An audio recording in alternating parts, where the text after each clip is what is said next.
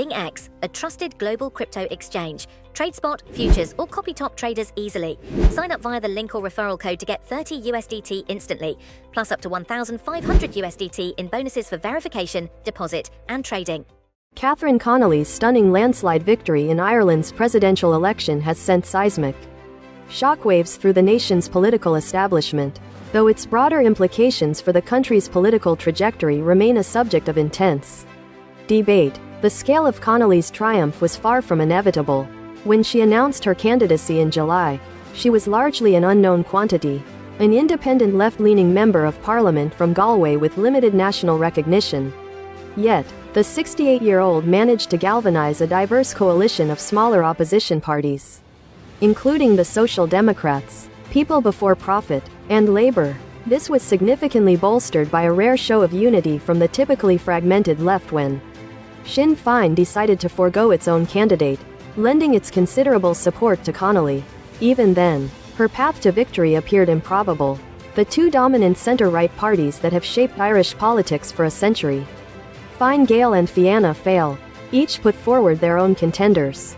Under Ireland's preferential voting system, it was widely anticipated that the transfer of votes between these establishment figures would ultimately secure the presidency for one of them.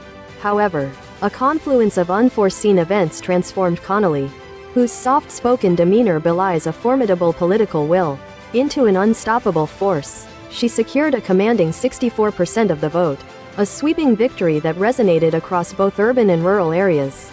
And crucially, among younger voters, this outcome means that for the next 7 years, Ireland will be led by a head of state deeply committed to equality and staunchly protective of Irish neutrality, which she has vocally described as a bulwark against Western militarism and what she terms genocide enablement. In some quarters, particularly in Britain, comparisons have been drawn to figures like Jeremy Corbyn, sparking both admiration and apprehension that a European Union member state might be drifting leftward while others lean right or far right.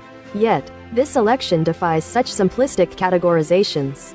While it undeniably represents an earthquake that has shaken the government's authority and confidence, and potentially bolsters the prospects of a left-leaning alliance in the next general election, it does not signal a fundamental ideological pivot for the nation. The Irish presidency, while a significant platform, is largely a ceremonial role. While past presidents like Mary Robinson, Mary McAleese, and incumbent Michael D. Higgins have expanded its visibility and influence, the occupant of Áras and Uach terrain, the presidential residence, operates within significant constitutional constraints. Though voters twice elected the outspoken left-winger Michael D. Higgins, they simultaneously entrusted executive power to successive coalition governments dominated by either Fine Gael or Fianna Fáil. Connolly, therefore, will be able to champion specific causes, set a national tone, and make symbolic gestures, perhaps even engaging in policy skirmishes with the government. However, she has pledged to operate within the confines of the Constitution.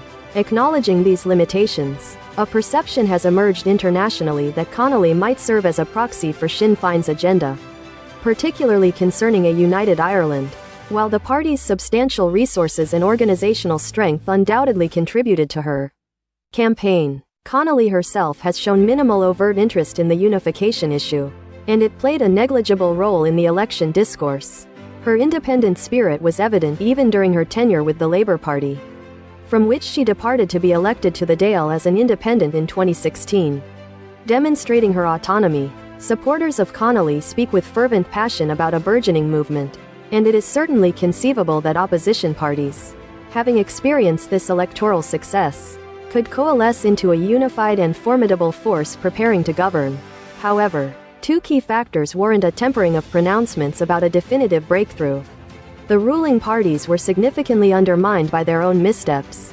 Fianna Fáil's candidate, Jim Gavin, a political newcomer, faltered under the weight of a financial scandal, leading to his withdrawal from the race. Despite his name remaining on the ballot, party loyalists had little motivation to vote, and crucially, to transfer their second preferences to the other establishment candidate. Fine Gael's initial nominee, Mairead McGuinness, withdrew due to health concerns, prompting the party to hastily nominate Heather Humphreys. While they banked on her centrist appeal and perceived rural wholesomeness, Voters ultimately found her campaign uninspiring. Thus, while Connolly's campaign demonstrated considerable agility, including viral videos showcasing her engaging personality, the electoral landscape was significantly shaped by the blunders of her opponents. A scenario the left cannot necessarily anticipate repeating. The second crucial factor is the exceptionally low voter turnout, estimated at a mere 46%, a stark reflection of widespread public indifference. Furthermore, a record number of voters intentionally spoiled their ballots, signaling profound frustration with the perceived lack of viable alternatives. Some voters expressed disappointment at the absence of a social conservative candidate, while others voiced concerns over immigration that they felt were unaddressed. Catherine Connolly's landslide victory is undeniable, but the cheers of celebration are far from universal.